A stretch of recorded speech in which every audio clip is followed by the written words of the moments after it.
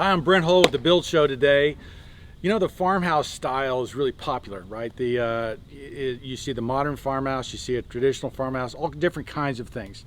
How do you make it right? You know, how do you get the details right? Today I want to show you a Pennsylvania farmhouse that we're doing for a client where we've really introduced some fun details into the house that give it a story and give it a narrative of what I'll call it, right? This house was designed to have grown up over time, okay? This big space, this big building in the back is the barn that is now the garage, okay?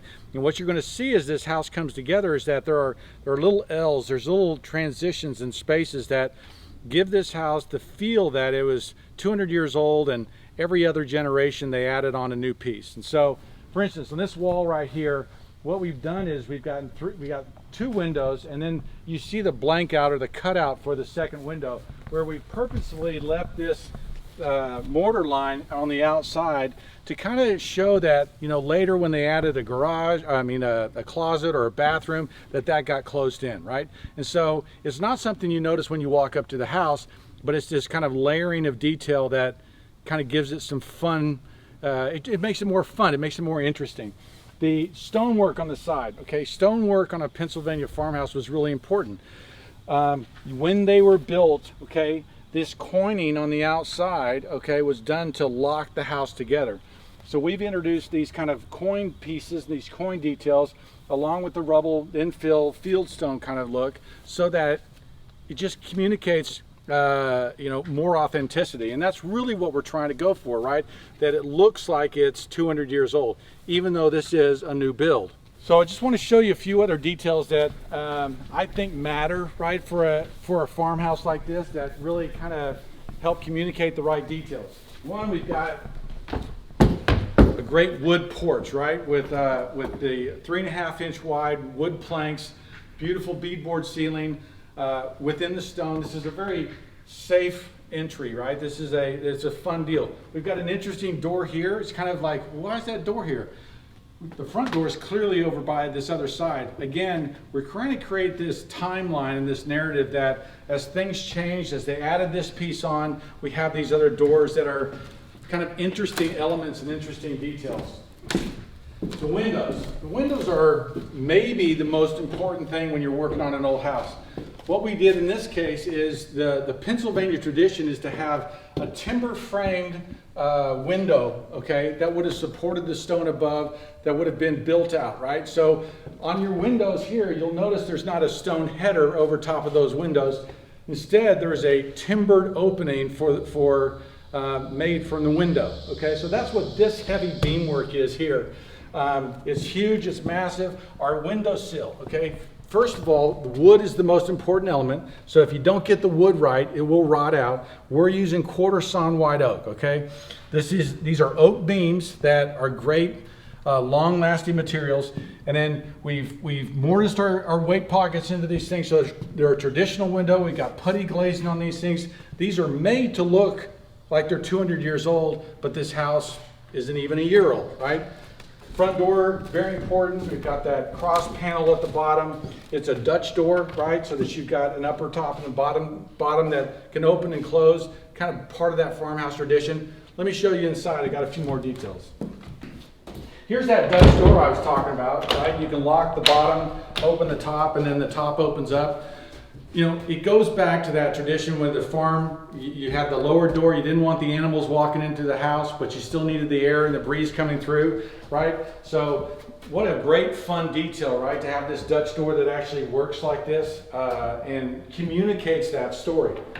When you get in the entry hall, I think this beautiful staircase really kind of helps communicate the hierarchy of the home, right? That this house may have been a very simple barn farmhouse, but now we've got a very elegant entry now.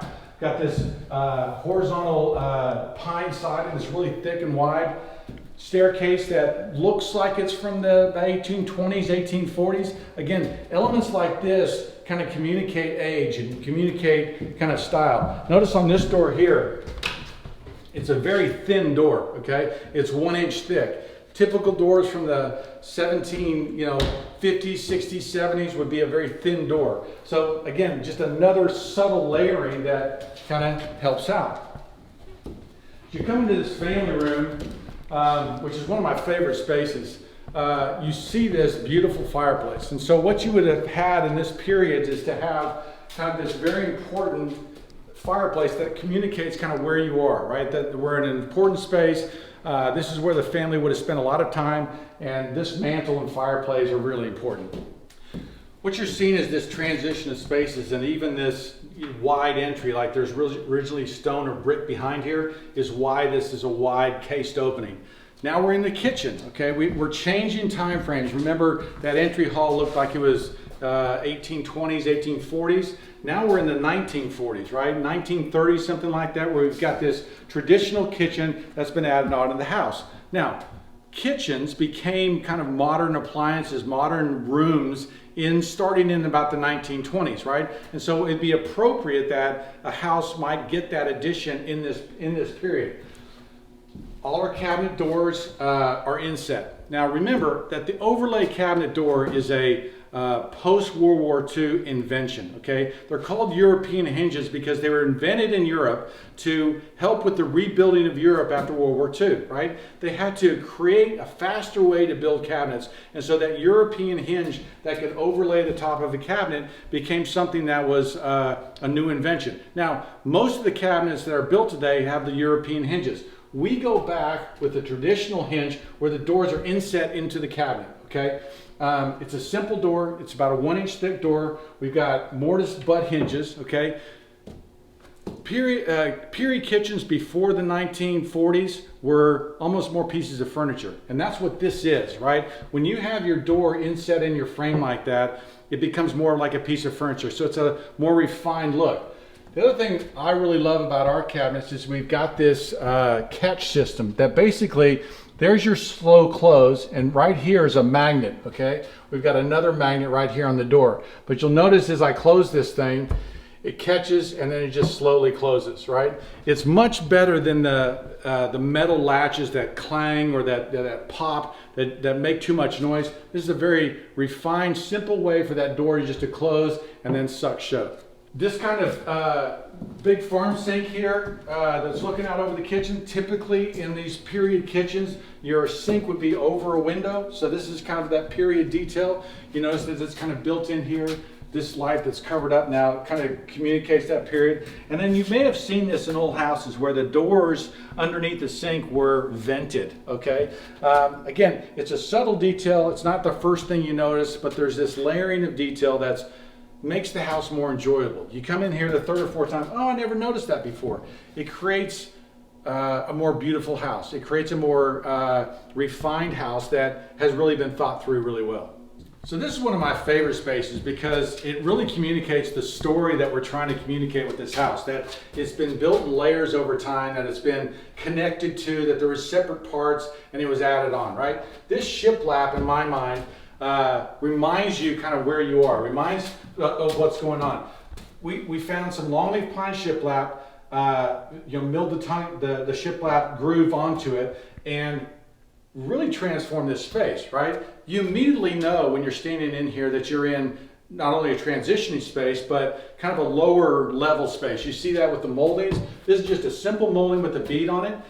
If you look in other parts of the house, you'll see moldings with the back band, right? This kind of elevation of detail. We've got this old window that kind of the leftover from the barn that was kind of in this space that was reused here.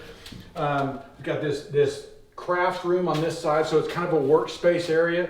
But this is actually one of my favorite rooms because it has such character. It has such detailing that it makes it interesting, right? And that's what's fun about this house and this farmhouse style is that you should have interesting spaces like this. You should have areas where you're like, oh yeah, I'm in a farmhouse, right?